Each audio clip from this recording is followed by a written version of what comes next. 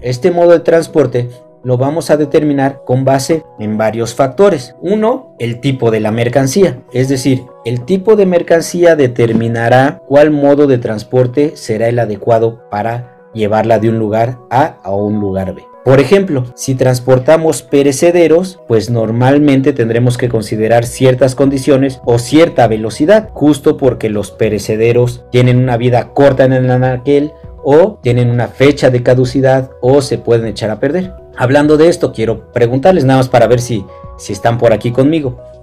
¿Cuál será el perecedero que caduca más rápido de todos? ¿Les parece que les digo que es el periódico? ¿Sí o no? Cuando imprimen el periódico a las 3 de la mañana, ya no sirve. La información que trae ahí, ustedes ya la conocen, ¿sí o no? Porque la escucharon en la radio, la vieron en la tele, a través de internet, incluso en el mismo portal del periódico, pero el periódico físico ya nació muerto, ya caducó. ¿Sí me explico o no? ¿Están de acuerdo conmigo o no? Esto quiere decir que hay perecederos que no tienen que ver con verduras, con mariscos, con medicamentos, con alimentos, con frutas, con verduras. Les decía yo, incluso este es perecedero, este es XR, porque no ha sacado de la cajita el 14. Aquí lo tengo todavía en su cajita porque no le he podido comprar el case, y como los tiro, pues prefiero esperarme, ¿no? Pero tienen caducidad programada los mismos smartphones, las computadoras, las tablets. Entonces hay cosas perecederas que a veces no consideramos perecederos. ¿Por qué los traje a esta pregunta? Justo porque el tipo de mercancía va a determinar el modo de transporte a utilizar.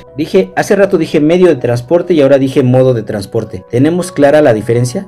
Pues el medio es el vehículo, como bien decías, Nancy, y el modo es el tipo de tráfico, ¿sale? Aéreo, marítimo, autotransporte, ferroviario. Muy bien, esto es importante porque nomás para que hablemos bien. Entonces, el tipo de mercancía va a determinar el modo de transporte a utilizar o el medio de transporte a utilizar, porque imagínense que exportamos de aquí de Irapuato fresas a China vía marítima en un contenedor seco. Pues va a llegar mermelada, ¿no? Yo digo de chiste que hasta cambió ya la fracción arancelaria. Mandamos fresa y llega mermelada, ya es otra cosa, ¿no? Entonces, también las condiciones geográficas, y si me lo permiten, cuando hablo de condiciones geográficas, hablo también de lo que decía nuestro anterior presidente, de la infrastructure, es decir, la infraestructura. O sea, no solo las condiciones geográficas, sino la infraestructura. ¿A qué me refiero? Es imposible que yo quisiera mandar o traer mercancía de Europa o hacia Europa vía autotransporte o vía ferroviaria. Pues no se puede. Me quedan dos elementos: solo vuelo o se va por barco, ¿no? Eso serían las condiciones geográficas. Pero hablando de infraestructura, por ejemplo, les comento que el 9% de las exportaciones las hacemos vía ferroviaria y el 11% de las importaciones las hacemos vía ferroviaria. Y yo, sin temor a equivocarme, les digo que todo eso se llama Estados Unidos y Canadá. ¿Por qué será? ¿Por qué no estoy hablando de Centro y Sudamérica? Porque el ancho de vía entre Centro y Sudamérica versus el que tenemos en Norteamérica es distinto.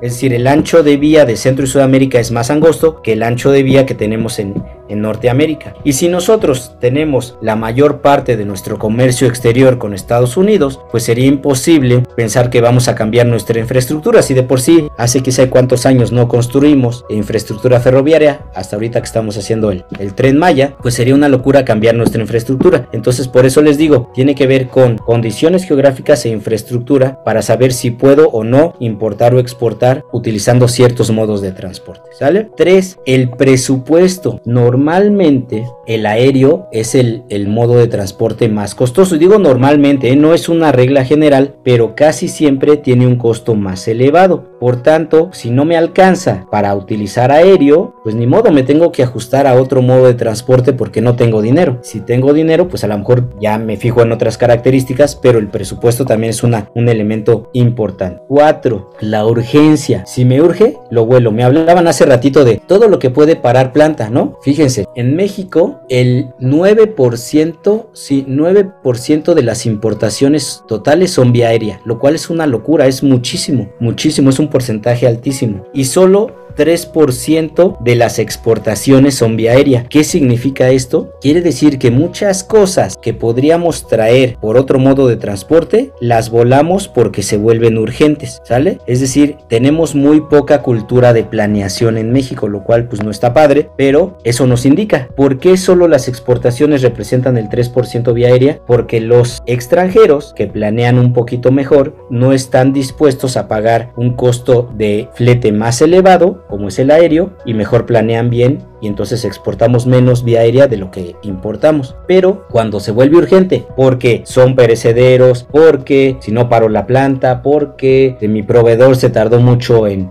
fabricar mi producto, porque levanté tarde la orden de compra, por muchos factores se vuelve urgente, pues lo vuelo, ¿no? Cuando contratamos barco, tren y camión, estamos contratando transporte. Cuando contratamos avión, estamos contratando velocidad, y ese es el motivo por el cual normalmente tiene un costo más elevado. Y les digo normalmente porque les voy a poner un ejemplo para que ustedes se den cuenta que no es regla general. Una vez un cliente mío me dice: Edgar, necesito traer de Brasil 64 pallets de este medicamento X, ¿no? 64 pallets, una locura. Dice, la mitad me urgen y la mitad no. Entonces cotízame cuánto me cuesta traer 32 vía aérea y 32 vía marítima, o los 64 vía aérea. Después de hacer toda la ecuación y el comparativo, la diferencia eran menos de 50,000 pesos. Me dijo: Edgar, trae todo vía aérea. ¿Por qué? Porque cuando traíamos vía aérea y vía marítima, pues esto se convertía en una recolección para la mitad vía aérea, otra recolección para la marítima, un despacho de exportación en el aeropuerto en Brasil, un despacho de exportación en el puerto en Brasil, un flete aéreo, un flete marítimo, un despacho de importación en México en el aeropuerto, un despacho de importación en Veracruz,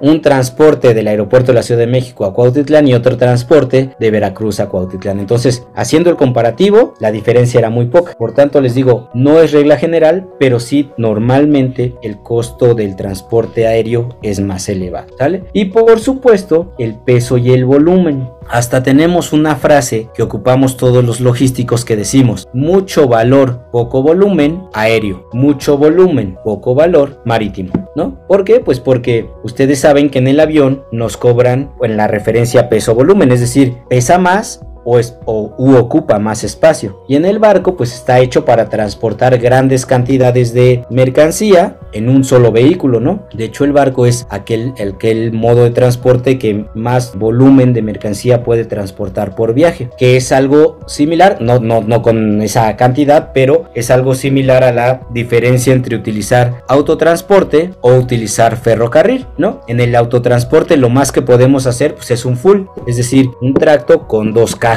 ¿no? En cambio, en el ferrocarril, pues ustedes han visto, no sé si les ha tocado alguna vez, que les gana el tren y ven que pasan y pasan y pasan y pasan y pasan y pasan carros, ¿no? Transporta mayor cantidad, y eso hace que los costos sean distintos para el barco y el ferrocarril, que pueden transportar mayor cantidad de mercancía, versus el avión y el camión, que están limitados en su capacidad de transporte.